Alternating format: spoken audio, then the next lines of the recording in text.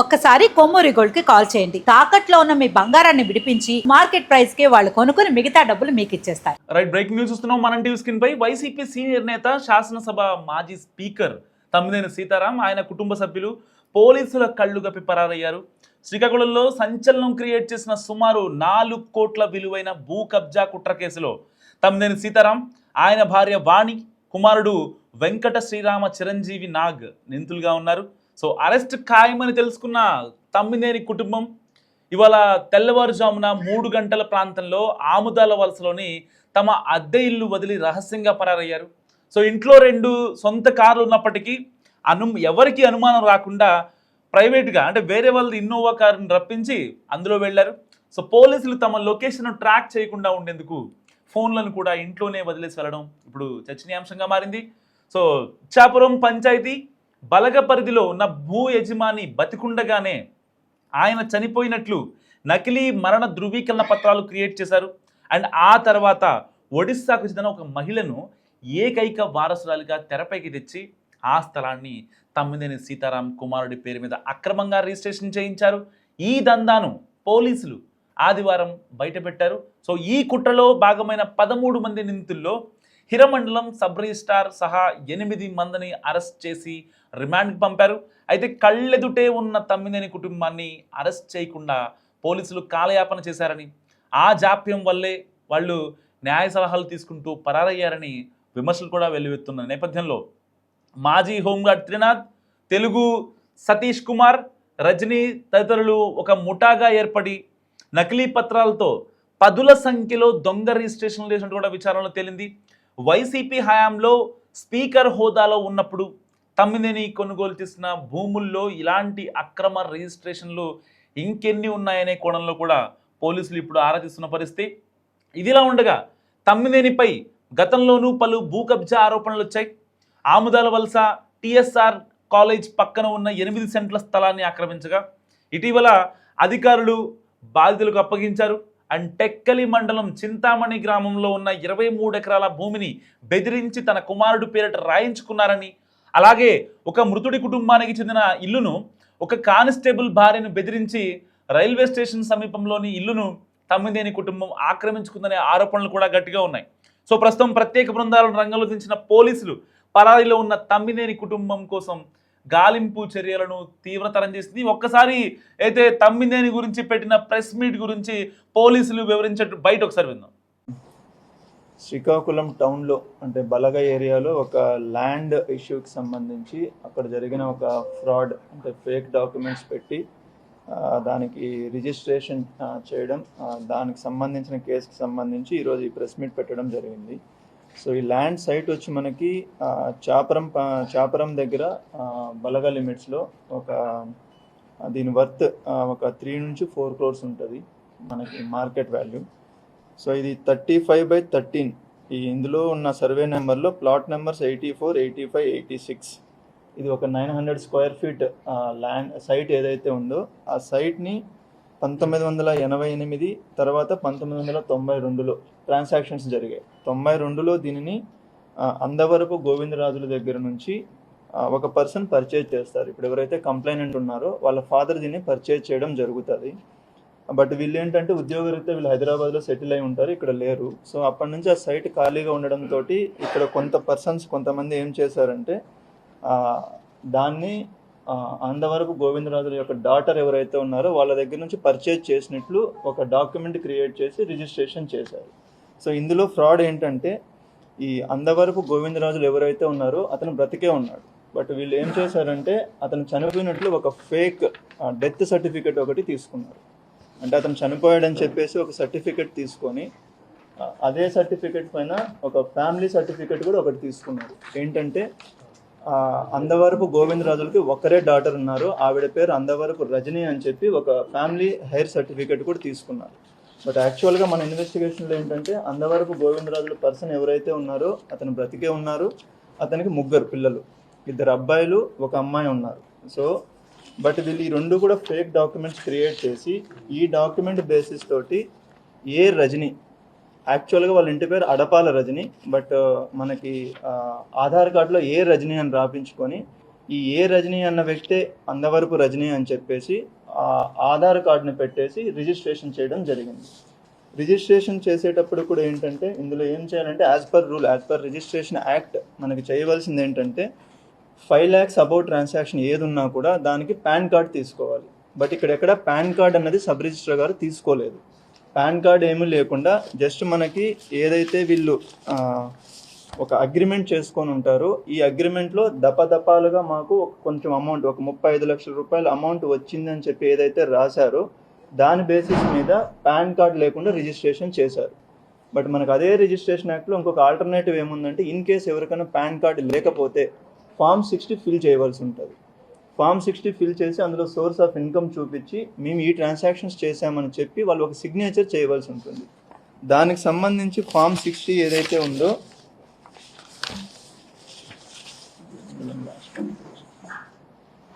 ఆ Form 60లో కూడా ఎక్కడా వీళ్ళ సిగ్నేచర్స్ కూడా లేవు.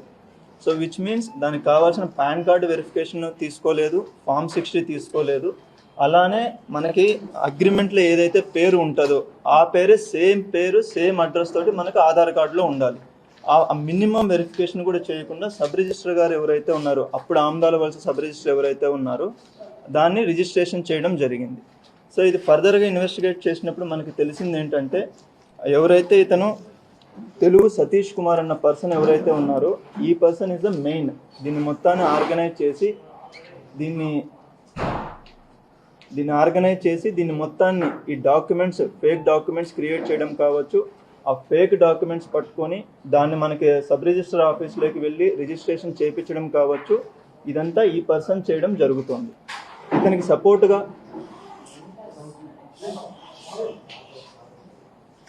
సపోర్టుగా ఎవరైతే త్రినాథ్ అన్న వ్యక్తి ఉన్నారో ఇతను కూన పెద్దిరాజు తోటి కలిసి ఈ డాక్యుమెంట్స్, ఈ ఫేక్ డాక్యుమెంట్స్ అన్ని క్రియేట్ చేయడం, ఈ అగ్రిమెంట్ క్రియేట్ చేయడం ఇవన్నీ జరిగాయి. దీనికి సంబంధించి ఎవరైతే రిసీవర్ అంటే బయ్యర్, పర్చేజర్ ఎవరైతే ఉన్నారో వీళ్ళు వచ్చేసి ఈ ఎక్స్ స్పీకర్గా ఎవరైతే వర్క్ చేశారో తమ్మినేని సీతారాం గారు అబ్బాయి తమ్మినేని వెంకట శ్రీరామ చిరంజీవి నాగ అలియాస్ నాని, ఈ వ్యక్తి నేమ్ తోటి రిజిస్ట్రేషన్ చేసుకోవడం జరిగింది ఇది. సో ఇందులో ఏంటంటే వాళ్ళు ఎవరైతే పర్చేజర్ బయ్యర్ ఉన్నారో ఆ నాని కావచ్చు, ఆ తమ్మినేని సీతారాం గారు కావచ్చు, వాళ్ళ స్పౌజ్ తమ్మినేని వాణి గారు ఎవరైతే ఉన్నారో వీళ్ళు ముగ్గురు కలిసి వాళ్ళ కాలేజ్లో, ప్రైవేట్ డిగ్రీ కాలేజ్ ఏదైతే ఆమదాల వలసలో రన్ చేస్తున్నారో అందులో ఉన్న 4 లెక్చరర్స్, ఫ్యాకల్టీ మెంబర్స్ ఎవరైతే ఉన్నారో వాళ్ళని సాక్షి సంతకాలు పెట్టించారు ఈ 2 డాక్యుమెంట్స్లో. మనం ఎప్పుడైనా రిజిస్ట్రేషన్ చేసేటప్పుడు సాక్షి సంతకాలు ఎందుకు పెడతారంటే ఎవరైతే బయ్యర్ ఉన్నారో ఆ వ్యక్తి నాకు తెలుసు, అలానే ఎవరైతే సెల్లర్ ఉన్నారో అమ్ముతున్న వ్యక్తి కూడా నాకు తెలుసు అన్న దాని మీద సాక్షి సంతకాలు పెడతారు. బట్ ఈ 4 ఎవరికి సెల్లర్ ఎవరైతే రజనీ ఉన్నారో ఆ పర్సన్ పరిచయం లేదు, ఆవిడ ఎక్కడ ఉంటారో కూడా తెలియదు యాక్చువల్గా వీళ్ళకి.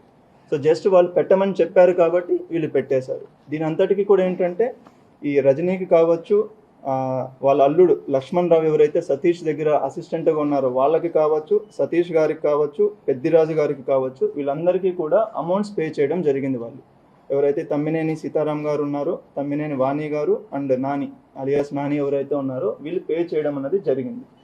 దీనిలో మనకి రజనీ అన్న వ్యక్తి ఎవరైతే ఉన్నారో ఈవిడ యాక్చువల్గా ఒడిస్సా జైపూర్ అక్కడ నివసిస్తూ ఉంటారు వీళ్ళు. వాళ్ళకి సంబంధించిన అల్లుడు లక్ష్మణ్ రావు ఎవరైతే ఇక్కడ ఉన్నారో అతను ఇక్కడ లోకల్గా ఉంటాడు. ఇతని ద్వారా సతీష్ అన్న పర్సన్ వాళ్ళని తీసుకొని వచ్చి ఇక్కడ రిజిస్ట్రేషన్ చేయడం, ఇలా ఏవైతే వేకెంట్ సైట్లు ఉన్నాయో వాటికి ఫేక్ సర్టిఫికెట్స్ క్రియేట్ చేయడం, ఈ రిజిస్ట్రేషన్స్ అన్ని చేయించడం జరుగుతుంది. ఇందులో A2 సతీష్ ఎవరైతే ఉన్నారు ఇతని పైన ఆల్రెడీ మనకు శ్రీకాకుళం రూరల్ పోలీస్ స్టేషన్లో 2 కేసెస్ ఉన్నాయి. రీసెంట్గా ఒక 3 months బ్యాక్ ఏదైతే అక్కడ ఒక సైట్లో, వేకెంట్ సైట్లో వెళ్ళి వీళ్ళు ఆక్యుపై చేయడానికి ట్రై చేస్తే అక్కడ పబ్లిక్ పట్టుకొని పోలీస్కి అప్పచెప్పిన కేసు ఏదైతే ఉందో ఆ కేసులో కూడా ఇతను ప్రథమ ముద్దాయి. సో మన ఈ ప్రెస్ మీట్ యొక్క ముఖ్య ఉద్దేశం ఏంటంటే ఈ వేకెంట్ సైట్స్ ఏవైతే ఉన్నాయో వాటిపైన ఫేక్ డాక్యుమెంట్స్, అంటే ఇప్పుడు ఎలాగైతే ఇక్కడ ఫేక్ డెత్ సర్టిఫికేట్ తీసుకున్నారు, ఫేక్ హైర్ సర్టిఫికేట్ తీసుకున్నారు, ఆధార్ కార్డును ఫోర్జడ్ చేశారు, వాటికి సంబంధించి ఒక లేని పర్సన్స్ని, అసలు ఆ ఫ్యామిలీతో సంబంధమే లేని ఒక పర్సన్ జస్ట్ బికాస్ ఆ సర్నేమ్ ఏ అని ఉంది చెప్పేసి, ఒక సర్నేమ్ ఏమో అందవరపు, ఇంకొక సర్నేమ్ ఏమో అడపాల, రెండింటికి సంబంధం లేదు. అలాంటి పర్సన్స్ని తీసుకొని వచ్చి ఇట్లా రిజిస్ట్రేషన్స్ చేసి యాక్చువల్ సైట్ ఓనర్స్ ఎవరైతే ఉన్నారో వాళ్ళకి ఇబ్బంది చేయడం అనేది జరుగుతుంది. సో మన ఇన్వెస్టిగేషన్లో తెలియంది ఏంటంటే ఈ సతీష్ కుమార్ అనే పర్సన్ ఎవరైతే ఉన్నారో ఇతను ఇలాంటివి ఇంకా కొన్ని చేశారు. మనకి ఇప్పుడు మన ఇన్వెస్టిగేషన్లో కొన్ని వచ్చాయి, ఆ డీటెయిల్స్ అన్ని ఇప్పుడు చెప్పలేము. ఆ విక్టిమ్స్ ఎవరైతే ఉన్నారో వాళ్ళతో పోలీస్ అన్న వాళ్ళు మాట్లాడడం జరుగుతుంది. మీడియా ద్వారా అండ్ పబ్లిక్కి కూడా రిక్వెస్ట్ చేస్తున్నది ఏంటంటే, ఇలాంటి ఇష్యూస్ మీకు ఏవైనా ఉంటే దయచేసి లోకల్ పోలీస్ స్టేషన్లో కంప్లైంట్స్ ఇవ్వండి. ఇస్తే దాన్ని ప్రాపర్గా డాక్యుమెంటేషన్ అన్ని వెరిఫై చేసి దాన్ని చేయడం అన్నది జరుగుతుంది. సో ఈ కేసుకి సంబంధించి ఈరోజు మొత్తం మనము 8 మందిని అరెస్ట్ చేయడం జరుగుతోంది. 8 మందిని అరెస్ట్ చేయడం జరుగుతుంది. వీళ్ళు కాకుండా సబ్ రిజిస్టర్ ఎవరైతే అరుణ గారు ఉన్నారో, ప్రజెంట్ హీరమండలంలో పనిచేస్తున్నారు, సబ్ రిజిస్టర్ గారిని కూడా ఇందులో అక్యూజ్డ్ చేయడం జరిగింది. ఆవిడని కూడా అరెస్ట్ చేయడం జరుగుతుంది. రిమైనింగ్ పర్సన్స్ ఎవరైతే ఇంకా 4 ఉన్నారో, ఒకరు అప్స్టాండింగ్లో ఉన్నారు, మిగిలిన 3 పర్సన్స్ ఏవైతే మనం మెన్షన్ చేశామో వాళ్ళను కూడా ఫర్దర్గా లీగల్ యాక్షన్ తీసుకోవడం అనేది జరుగుతుంది. వాళ్ళకి ఆ ఇన్ఫర్మేషన్ తెలుసు, ఎందుకంటే వెరీ క్లియర్గా ఈ సైట్ ఓనర్ ఎవరున్నది వాళ్ళకి తెలుసు. ప్లస్ ఎవరైతే సేల్ చేస్తున్నారో ఆ పర్సన్ ఇక్కడ కానే కాదు, ఇక్కడ వ్యక్తే కాదు, జైపూర్ ఒడిశాకి సంబంధించిన వ్యక్తి. ఇప్పుడు అడపాల, ఇప్పుడు ఒక ఫ్యామిలీ సర్టిఫికేట్ మన దగ్గరికి తీసుకొని వచ్చినప్పుడు మీ నాన్న ఎవరు, మీ మదర్ ఎవరు అన్నది బేసిక్ క్వశ్చన్ అడుగుతాం మనం. అందులో వెరీ క్లియర్గా మా నాన్న అందవరపు గోవిందరాజులు అన్న పేరు రాసి ఉంటే ఆ పర్సన్ బ్రతికే ఉన్నారు. ఆ పర్సన్ ఎవరన్నది మీకు అందరికీ తెలుసు, ఇక్కడ నేను చెప్పాల్సిన అవసరం కూడా లేదు. ఇక్కడ లోకల్గా ఏమని పిలుస్తారు, ఎందుకంటే అతనేం అన్నోన్ పర్సన్ కూడా కాదు, అందరికీ తెలిసిన పర్సనే అతను. సో అంత క్లియర్గా ఉన్నప్పుడు ఇది క్లియర్ క్రిమినల్ కన్స్పిరసీ. ఆ సైట్ ఏదైతే ఉందో అది తీసుకోవడానికి బోత్ పర్చేజర్ ఎవరైతే ఉన్నారో అతను కావచ్చు, సెల్లర్లో ఇదంతా చేశారు. దీన్ని మొత్తాన్ని ఆర్గనైజ్ చేసింది అటు సైడ్ బయ్యర్ సైడ్ ఆ వ్యక్తి అయితే, సెల్లర్ సైడ్ సతీష్ అన్న వ్యక్తి. ఆ పర్చేజ్ చేసిన వాళ్ళు ఎవరైతే ఉన్నారో తమ్మినేని చిరంజీవి నాగ అలియాస్ నాని, అండ్ దీనికి మొత్తానికి కన్స్పిరసీ కింద ఎవరైతే తీసుకొని వచ్చారో తమ్మినేని సీతారాం గారు, తమ్మినేని వాణి గారు, వీళ్ళు కూడా ఈ కేసులో అక్యూజ్డ్. వీళ్ళపైన కూడా మనకి చట్టపరంగా చర్యలు తీసుకోవడం అనేది జరుగుతుంది. ఇప్పుడు మీరు చూడొచ్చు, అక్కడ అందవరపు గోవిందరాజులు అంటే ఆయన బ్రతికే ఉన్నారు. ఆయన చనిపోయినట్లు ఒక సర్టిఫికేట్ తీసుకొని, ఆయనకు 3 పిల్లలు, వాళ్ళకు ఒకే కూతురు ఉన్నట్లు తీసుకొని ఆ కూతురు కూడా ఎక్కడో అది తీసుకున్నారు. మనకి ఈవెన్ ఇది మున్సిపల్ కమిషనర్ నుంచి కావచ్చు అండ్ రెవెన్యూ అథారిటీస్ నుంచి కూడా కావచ్చు, ఆ సర్టిఫికేట్స్ ఏవైతే ఉన్నాయో క్లియర్గా అక్కడ నుంచి ఇష్యూ చేయలేదు, వీళ్ళు బ్రతికే ఉన్నారనేది క్లియర్గా వాళ్ళు కూడా మనకి డాక్యుమెంటేషన్ ఇవ్వడం జరిగింది. ఈ ఫేక్ డాక్యుమెంట్స్ ఎక్కడ క్రియేట్ చేశారు ఏంటి అనేది ఫర్దర్గా ఇన్వెస్టిగేషన్ చేయాలి. సో అందులో ఎవరైనా అధికారులు ఉంటే మాత్రం 100% వాళ్ళని కూడా ఇందులో అక్యూజేట్ చేయడం జరుగుతుంది. సో A1, A2, A3 అనేది అది పెద్ద ఇంపార్టెంట్ కాదు. ఓకే, అది జస్ట్ ఊరికే 1, 2, 3 నెంబర్స్ వేస్తాం, కానీ ఇప్పుడు A1 ఉన్న వాళ్ళు ఎక్కువ చేసినట్లు, A10 ఉన్న వాళ్ళు తక్కువ చేసినట్లు కాదు. మనకి ఇప్పుడున్న ఇన్వెస్టిగేషన్ ప్రకారం, ఇప్పుడు వస్తున్న నేమ్స్ ప్రకారం అది తీసుకొని వెళ్తాము. ఫైనల్ ఛార్జ్ షీట్లో ఎలా వేస్తారు, ఎవరిపైన ఏం సెక్షన్స్ వస్తాయి అన్నది ఇంపార్టెంట్. కొనుగోలుదారులు ఉన్నారు, అమ్మిన వాళ్ళు ఉన్నారు, మధ్యలో రిజిస్ట్రేషన్ చేసిన వాళ్ళు ఉన్నారు, అందరూ ఉన్నారు. అది ఇన్వెస్టిగేషన్ చేయవలసి ఉంది. బట్ ఫర్ నౌ వీళ్ళ స్టేట్మెంట్స్ ప్రకారం ఏదైతే ఇచ్చారో అది చేసినట్లు అనిపిస్తుంది. But we cannot confirm it so for. మనకి ఇంకా ఎవిడెన్స్ తీసుకోవాలి దానికి సంబంధించి.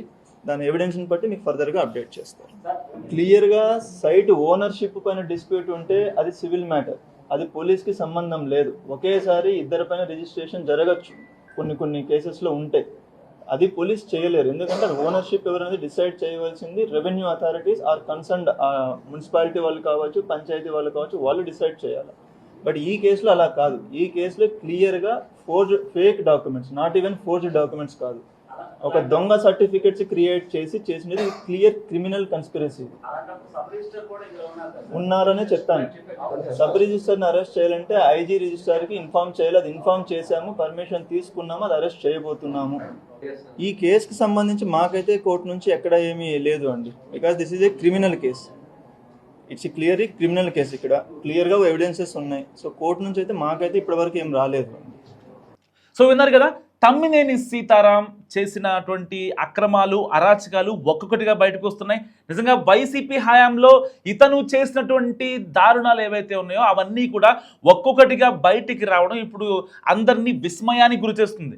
నిండు సభలో ఒక స్పీకర్గా ఉండాల్సిన వ్యక్తికి ఎంతో పేషెన్సీ అవసరం. గతంలో మనం ఉమ్మడి ఆంధ్రప్రదేశ్ ఉన్నప్పుడు కావచ్చు, తెలంగాణ ఆంధ్రప్రదేశ్ విడిపోయిన తర్వాత కావచ్చు, చాలామంది స్పీకర్లు శాసనసభకి, అసెంబ్లీకి స్పీకర్గా పనిచేస్తారు, డిప్యూటీ స్పీకర్లుగా ఉంటారు. సో ఇలాంటి నేపథ్యంలో వైసీపీ టెన్యూర్లో 2019 నుంచి 24 మధ్య ఏదైతే ఆయన తమ్మినేని సీతారాం స్పీకర్గా ఉన్న పీరియడ్లో ఎంత దారుణంగా బిహేవ్ చేసేవారో మనకి తెలియంది కాదు. ఎందుకంటే సోషల్ మీడియాలో ఎప్పుడైతే తమ్మినేని సీతారాం గురించి ఇలా ఎలిగేషన్స్ వచ్చాయో ఇవి ఎలిగేషన్స్ కాదు, ఆరోపణలు, నిజమైన ఆరోపణలే.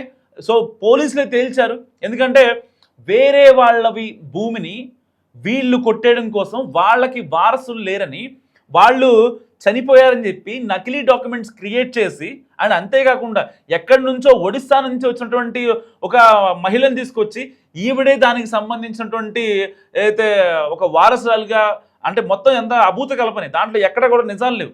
సో వాళ్ళని క్రియేట్ చేసి వాళ్ళని అక్కడ పెట్టి, అండ్ వాళ్ళ దగ్గర నుంచి వీళ్ళు గిఫ్ట్ డీడ్ కింద, అంటే కొన్నట్టుగా లేకపోతే గిఫ్ట్ డీడ్ సంథింగ్ తెలియదు కానీ, సో ఆ ప్యాటర్న్లో వీళ్ళు ఆ భూమిని కాజేయడం జరిగింది. మరి ఇలాంటి నేపథ్యంలో ఇప్పుడు గతంలో ఎప్పుడైతే జగన్మోహన్ రెడ్డి గారు తమ్మినేని సీతారామన్ పట్టుకొని ఆర్థికంగా అంతంత మాత్రమే అని చెప్పి ఒక మాట అన్నారో, సో ఆ మాటలు ఇప్పుడు చాలామంది తమ్మినేని సీతారాం చేసినటువంటి పనులని గుర్తు చేసుకుంటున్న పరిస్థితి అనమాట. అంటే ఒకటి కాదు, రెండు కాదు, ఇప్పటికే తమ్మినేని సీతారాం మీద చాలా అంటే చాలా ఎలిగేషన్స్ ఉన్నాయి. సో చాలామంది భూములు లాక్కున్నారని, కానిస్టేబుళ్ళ భూములు ఏదైతే వాళ్ళ ఇల్లులు కావచ్చు, ఎవరైతే ఒంటరిగా ఉంటారో వాళ్ళ భూముల్ని అన్యాయంగా అక్రమంగా వాళ్ళని బెదిరించి లాక్కున్నారనే ఆరోపణలు మొదటి నుంచి వినపడుతున్న సందర్భంలో ఇప్పుడు ఏం జరుగుతుందనేది ఒక రకమైన చర్చనీయాంశంగా మారింది. కేవలం పోలీసుల కాలయాపన వల్లే, ఎప్పుడైతే పోలీసులు ప్రశ్నలు పెట్టారో దాని గురించి ఎలిగేషన్ చాలా గట్టిగా వెళ్ళాయో, అప్పటికే వీళ్ళు తమ్మినేని సీతారాం అండ్ ఫ్యామిలీ మొత్తం చాలా పెద్ద ఎత్తున అలర్ట్ అయ్యారు. అలర్ట్ అవ్వడం ఆలస్యం, ఇంకా వెంటనే వాళ్ళ కార్లన్నీ పక్కన పెట్టేసి వేరే బయట ఒక ఇన్నోవా కార్ని అద్దెకి తీసుకొని దాంట్లో ఏదైతే వాళ్ళకి సంబంధించిన ఫోన్స్ ఏవైతే ఉంటాయో ఆ ఫోన్లన్నీ కూడా ఇంట్లోనే పెట్టి తాళం వేసి వీళ్ళు పరారవడం జరిగింది. సోమవారం తెల్లవారుజామున 3 గంటలకు వీళ్ళంతా కూడా పరారవడం జరిగినటువంటి నేపథ్యం. మరి ఇలాంటి సందర్భంలో నిజంగా తమ్మినేని సీతారాం కనుక ఒకవేళ ఏ తప్పు చేయలేకపోతే పరారవలసిన అవసరం ఉందా, ఎందుకు పరారయ్యారు అనేది ఇప్పుడు చాలామంది మాట్లాడుకుంటున్న సందర్భం. మరి ఎవరి ప్రోద్బలంతో, ఎవరి సహకారం తీసుకొని అతను పారిపోవడం జరిగింది. సో ఇప్పుడు మళ్ళీ పోలీస్ ఎనర్జీ ఇదంతా వేస్ట్ అవుతున్న నేపథ్యం. ఎందుకు వేస్ట్ అంటున్నానంటే, ఆల్రెడీ ఆయన మీద అలిగేషన్స్ వచ్చాయి. సో ఒక మాజీ స్పీకర్గా ఉన్నారు. అలాంటి నేత తన మీద ఆరోపణలు వస్తే నిజంగా పారిపోవడం అంటే చాలా హాస్యాస్పదం. ఎందుకంటే గతంలో స్పీకర్లుగా పనిచేసినటువంటి వాళ్ళు ఎవరైతే ఉన్నారో వాళ్ళెవరూ కూడా వాళ్ళ మీద ఇంత పెద్ద ఎలిగేషన్స్, ఇన్ని కోట్ల రూపాయల ఎలిగేషన్స్ వచ్చిన దాఖలాలు అయితే లేవు. అండ్ ఒకవేళ వచ్చినా వాళ్ళు మాట్లాడుకున్న విధానం, మీడియాని ఫేస్ చేసిన విధానం ప్రజలకి లేదు, నేను చేయలేదు అని ఆధారాలతో చెప్పిన సందర్భాలు ఉంటాయో తప్ప నిజంగా పరారవ్వడం అనేది తమ్మినేని సీతారాం గారు చూసి మాత్రమే అందరూ నేర్చుకోవాల్సిన పరిస్థితి. సో మీరేమనుకుంటున్నారు తమ్మినేని పరారు గురించి? మస్తు కామెంట్ చేయండి.